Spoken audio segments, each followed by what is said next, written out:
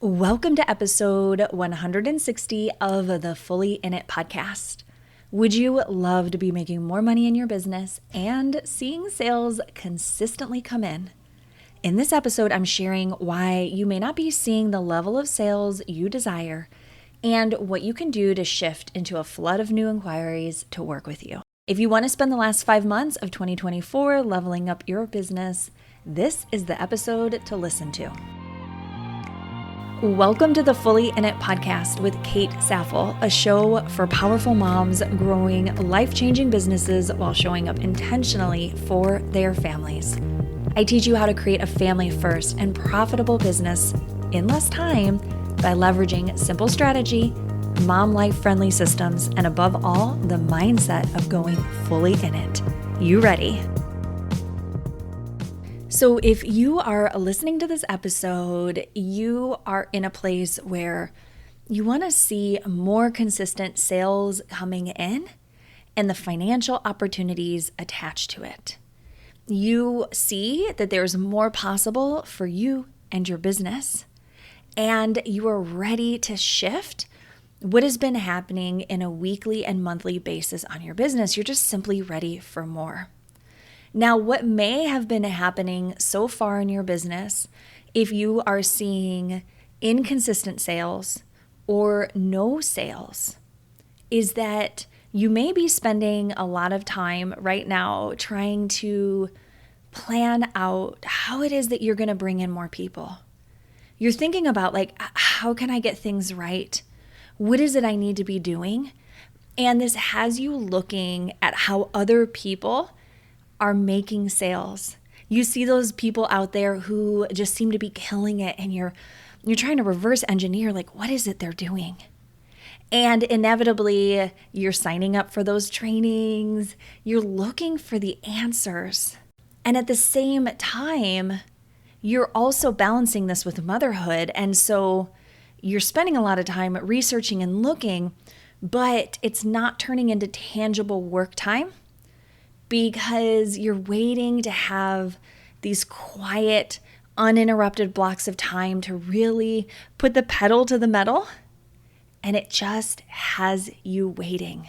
You may also, if you are someone who's been in business for a while, you have a more advanced business, but let's say that you went through a sales drought, or you've been struggling with feeling burnt out, or feeling just kind of negative emotions around your business and what's possible. What could be happening here that's impacting your sales is that you're really second guessing what you do and how you do it. And it is stealing your confidence. And it's like this little lie in the back of your mind that is undermining your efforts. And so it feels like even when you do take tangible steps, they're not having the outcome that you want. So all of these things that you may be doing, the reason why they haven't been working for you so far is that at a very root level, this is all found in perfectionism, and you're getting stuck in it. You're thinking that you need to know what you're doing before you put yourself out there and start selling. So if we think of it like an equation, it looks something like having the right formula will give me the confidence to then get out there and start selling. And I'm going to teach you the exact opposite of that. And by the end of this episode, you're going to be buzzing with new ideas and motivation to try a new way of selling and a new way of putting yourself out there. So are you ready? Let's go ahead and dig into what to do to increase your sales.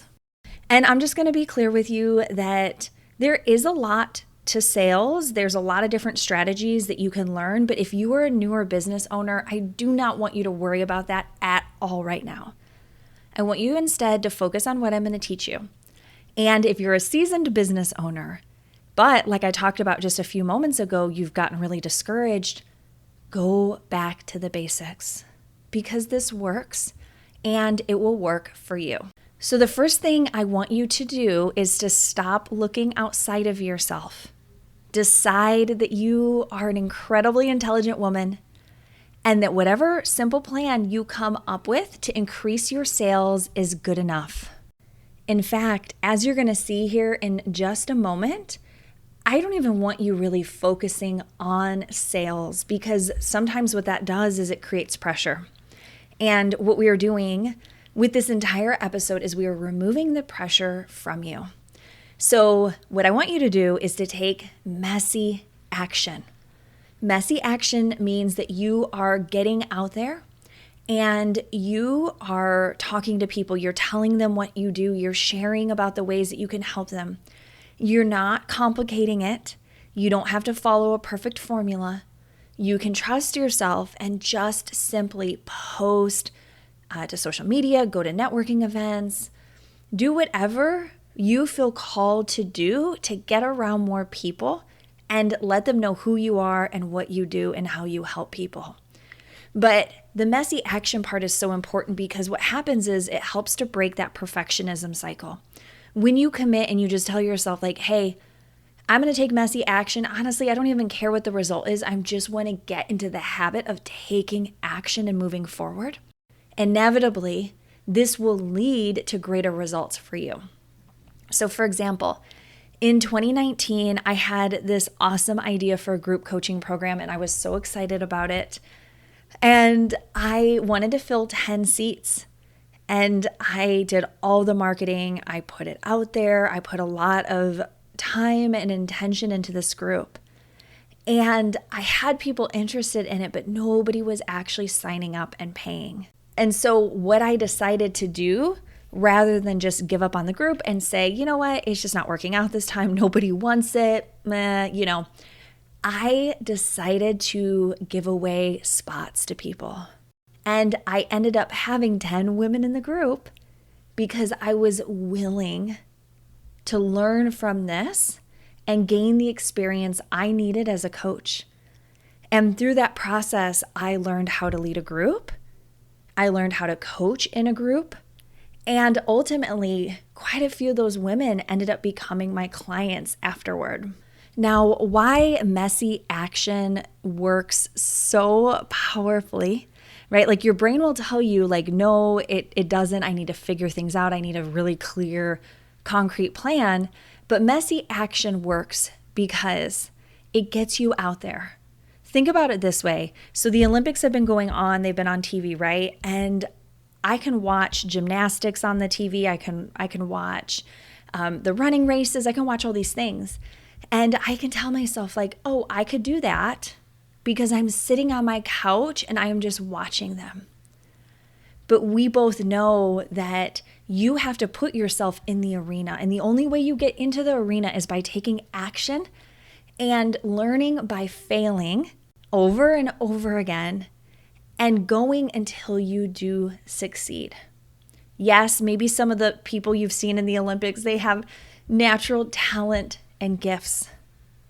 And they also have probably a heftier dose than usual of determination and stubbornness and that willingness to just figure it out. When you take messy action, you're breaking out of hiding, you're expanding your reach, which then in turn will increase your sales because you're exposed to more people. More people are going to hear about you. They're going to receive value from you. Their awareness of who you are and what you do increases, and it shortens the duration of time to them saying yes to working with you. Nobody can say yes to working with you if they don't know what you do and you never make offers to help them.